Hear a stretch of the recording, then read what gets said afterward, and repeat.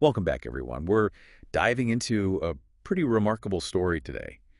The Northern Cheyenne Exodus, late 1870s. And we've got some amazing sources to work with. First-hand accounts, historical narratives. We're going to really get a feel for what these folks went through. Yeah, it's a story that deserves way more attention, for sure. We'll be looking at the events, but also, what led up to them, the bigger picture, what was going on at the time, why did this even happen? Exactly.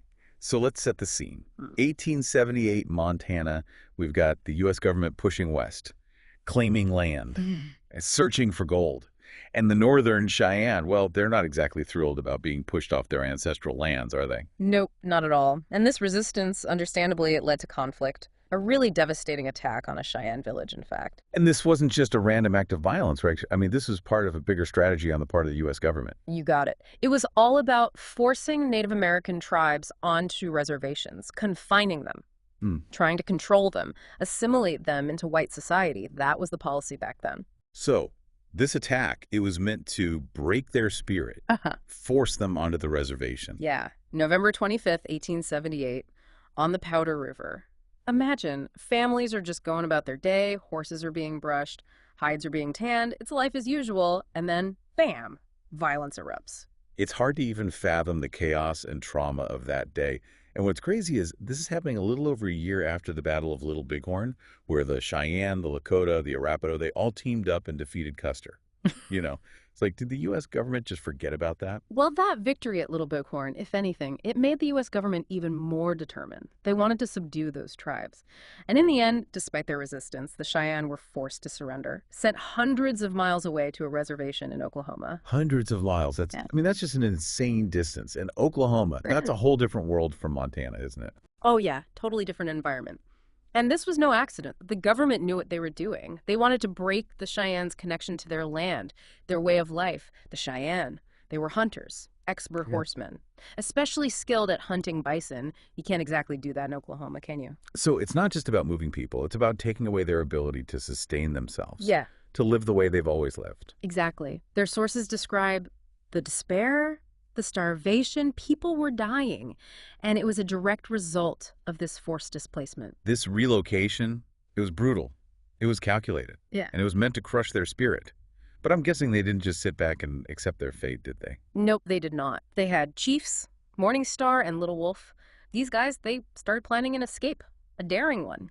September 1878, over 300 Cheyenne, men, women, children, they set out on this 400-mile trek back to Montana. 400 miles on foot. I mean, what drove them to take such an incredible risk? Were they that desperate? Well, desperation was a part of it, no doubt, but their accounts, they talk about this deep longing for home. They refused to be confined to a place that felt totally alien to them. They knew that their survival, their culture, it depended on getting back to their land. Freedom, It was worth the risk. It's such a powerful decision. I mean, knowing the dangers. The army was going to come after them, right? Oh, yeah. They knew that. They gathered what supplies they could, chose the best time to leave. They planned meticulously, knowing the terrain, knowing the army's capabilities. This wasn't some impulsive thing. It was a calculated risk, driven by this deep yearning for their homeland. And of course, the U.S. government wasn't exactly happy about this, Or right? know it. They mobilized over 10,000 soldiers to track them down. I mean, that just shows you how seriously they took this act of defiance. These people were escaping for their lives, and the full force of the U.S. military is sent after them. It's incredible, really. 10,000 soldiers. I mean, how do you even begin to evade that kind of force? Yeah. It was a David and Goliath situation, for sure. But the Cheyenne, they knew the land. They were agile. They could split into smaller groups, make themselves harder to find. You got to picture it. The vastness of the Great Plains, trying to find a relatively small group of people in that. It's like a needle in a haystack. Especially when those people know the terrain as well as the Cheyenne did. So they're using the landscape itself as a weapon. That's a good way to put it. It was their knowledge, their adaptability that kept them one step ahead, at least in those early stages. They weren't just running. They were outmaneuvering their pursuers. And then things changed. At the South Platte River in Nebraska, that's where they made a big decision. That's where the Northern and Southern Cheyenne split, right? Yep. Chief Little Wolf led the Southern Cheyenne northwest, while Morning Star and the Northern Cheyenne continued towards the Red Cloud Agency, hoping to find refuge with the Lakota tribe. Two different paths. I mean, I wonder what went into that decision. Was it resources, Right. tribal dynamics? Probably a bit of both. and maybe other factors we don't even know about. But that split, it had huge consequences for both groups. And I'm guessing the Northern Cheyenne's journey to the Red Cloud Agency, well, it didn't go quite as planned. Yeah, unfortunately not. By the time they got there, the Lakota had been relocated to Dakota Territory. The agency was under the control of U.S. soldiers. The Northern Cheyenne, they were running out of options. That must have been such a crushing blow. After weeks of evading the Army, their hopes of finding sanctuary are dashed. What happened next? Well, things went from bad to worse. Only 7 weeks after leaving that Oklahoma reservation, they ran into U.S. cavalry troops. They were exhausted, outgunned. They had to surrender. So after all that struggle, all that risk, they end up captured anyway. It seems like their journey back to Montana, it's over. Oh, no, no, no. Their story, it's far from over. This surrender, it's just the beginning of a whole new chapter. A chapter filled with even more hardship and incredible resilience. Surrendering. That didn't mean the end of their fight. Not even close. It just, well, it kind of kicked off a whole new set of challenges. So where were they taken? What happened after they surrendered? Fort Robinson in Nebraska. 149 Cheyenne, including Chief Morningstar. They were all crammed into these barracks. Tensions must have been sky high. What was the Army thinking? Were they just going to ship them straight back to Oklahoma? Morningstar, he tried to reason with them, asked if they could join the Lakota up in Dakota, or even better, go back to their land in Montana. Still fighting for his people, even as a prisoner. What did the Army say? They said no. And that's when things took a really dark turn. They basically held the Cheyenne hostage at Fort Robinson. Conditions were awful, and the Army, they started getting brutal. Brutal. What does that even mean? How were they treating them? January 5th, 1879, they cut off their food, water, heat. It was the dead of winter. People were eating snow just to try and stay alive. It's horrifying, really. That's just inhumane after everything they'd already been through. It's hard to imagine the kind of desperation they must have felt. It was a deliberate tactic. Break their spirits. Punish them for defying the government. A few weeks after surrendering, and this is how they're treated. It's like they were making an example of them, warning other tribes what would happen if they resisted. But Morningstar, he wasn't about to let his people just die, was he? No way. He saw what was happening. His people were dying. He knew they had to do something, anything. So January 9th, 1879, they made a run for it, tried to escape from Fort Robinson. They were starving, freezing, surrounded by armed soldiers. What chance did they really have? It was a long shot, for sure. Fueled by pure desperation. Accounts from the time, they talk about this chaos. Gunfire in the dark, men, women, children, all running for their lives. It's a terrifying image. How did it end? It was a massacre. Over half of them were killed or recaptured that very first night. It's just heartbreaking. But some of them got away, right? Yeah, about 60 of them, including women and kids. They managed to disappear into the hills. And that's when this crazy 2-week chase across Nebraska began. In the middle of winter. It's unbelievable. Still running, still fighting. I mean, how did they even survive in those conditions? It was sheer willpower, survival instinct, and that unwavering desire to get home. The sources paint this picture of just pure grit, determination in the face of impossible odds. The Army was still on their trail, though, right? Yeah. They were relentless. They saw the Cheyenne as this huge threat. Renegades. Had to be brought back no matter what. Tracking them through the snow, I mean, it was insane. It sounds like something out of a movie. This desperate game of cat and mouse. Did the Cheyenne have any hope at this point? Things were looking pretty grim, but they were smart. They used their knowledge of the land to stay ahead. Finding shelter, always moving, never giving up. But eventually they had to face the Army again, right? Meh. There was no outrunning them forever. You're right. It all came to a head on January 22nd, 1879, at a place called Antelope Creek. That's where the story of the Northern Cheyenne exodus takes, well, another really tragic turn. What happened at Antelope Creek? Was it another massacre? It was their last stand. 32 Cheyenne warriors. They were outnumbered, outgunned. They knew it was a losing battle, but they stood their ground. On this snowy bluff, they waited for the Army to arrive. They must have known they didn't stand a chance. Why make a stand like that? It was about more than just survival at that point. It was about freedom, about dignity, about not going down without a fight. Some accounts say they even charged at the soldiers with unloaded guns, knives, whatever they could find. That's how determined they were. Wow.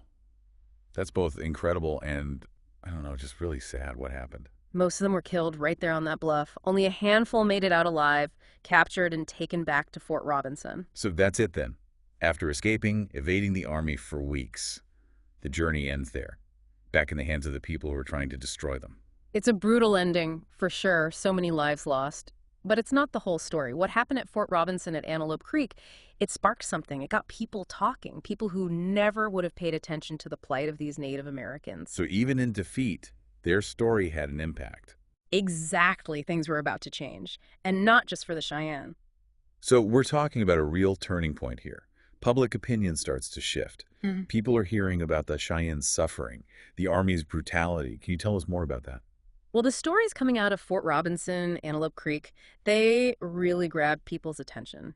Newspapers, they started publishing articles about what had happened, the Cheyenne's bravery, the government's cruelty, really. It sparked a lot of sympathy and outrage.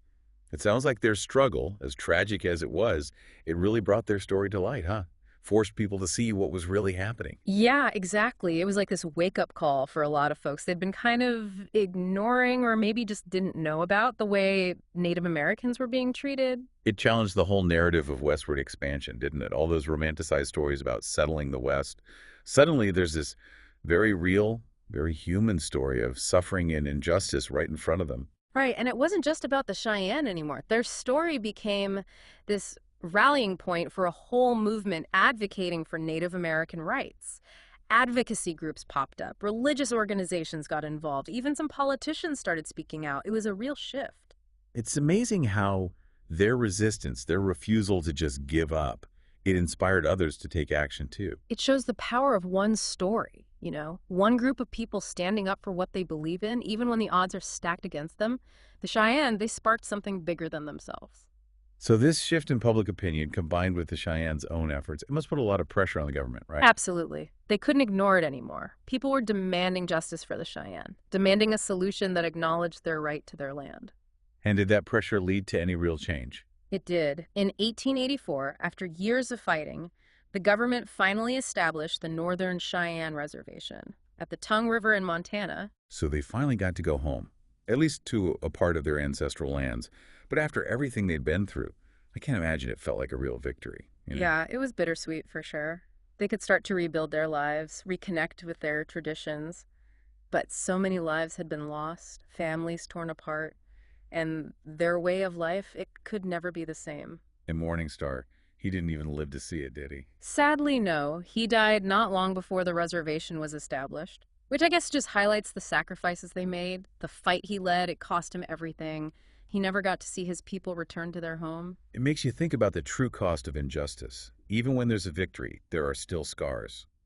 But establishing the reservation, that didn't end the challenges for Native Americans, did it? Hmm. You mentioned boarding school earlier. Right. That same year, 1884, they established the St. Labor Catholic Indian Boarding School in Montana. Boarding schools, what were those all about? They were all about assimilation, forcing Native American kids to abandon their culture, their language, their traditions. They took them away from their families, tried to make them white. So it's like, even though they have the reservation, the government is still trying to control them, erase their identity. Exactly. Those boarding schools, they were often really brutal places. A lot of abuse and trauma. It's a dark chapter, for sure. It sounds like the fight for real justice, for real equality, it didn't end with the Northern Cheyenne Exodus. It was just the beginning. Yeah, that's a good way to put it. The Cheyenne story is this incredible example of resilience, of resistance, but it's also a reminder that the struggle for Native American rights, it went on, and it's still going on today. So as we wrap up this deep dive, what do you think is the most important thing for our listeners to take away from all of this? I think it's the power of speaking out against injustice, of fighting for what's right, no matter how difficult it seems. The Northern Cheyenne, they could have just given up, accepted their fate, but they didn't. And their courage, it inspired others to fight too. It made a real difference. And it reminds us that history isn't just something in a textbook, right? Yeah. It's alive.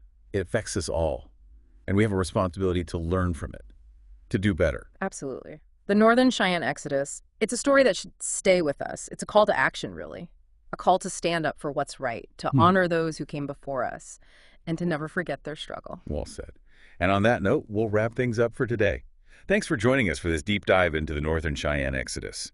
It's a story that deserves to be heard and remembered.